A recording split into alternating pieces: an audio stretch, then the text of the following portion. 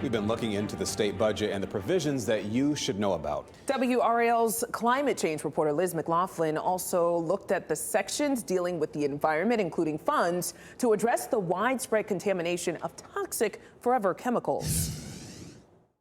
PFAS, an acronym for per and polyfluoroalkyl substances, is the scientific term for what's known as forever chemicals, called that because of how long they can persist in the environment and in the human body, which translates to being expensive to clean up. The new budget has provisions for more than $61 million related to PFAS.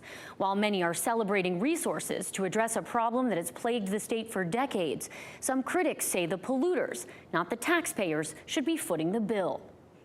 At the Sweeney Treatment Plant in Wilmington, a massive filter strips toxic forever chemicals from the drinking water supply for 1.5 million people, the Cape Fear River, where Chemours and DuPont had been dumping for decades. The costs to construct that facility were about $43 million.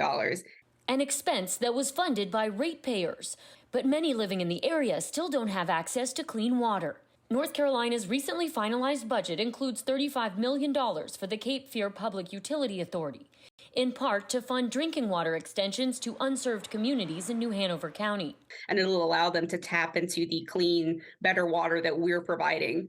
The city of Burlington will get $500,000 specifically to treat PFAS contamination from the textile industry.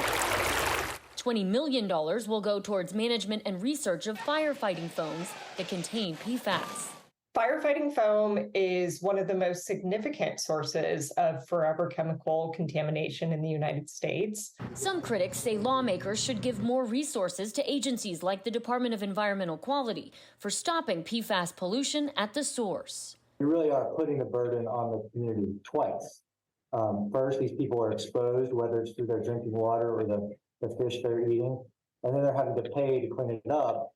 The budget did not include funds specifically for addressing climate change. In fact, there's a provision forbidding the state from requiring utilities to offset their carbon emissions, and one that forbids imposing emissions standards on new vehicles.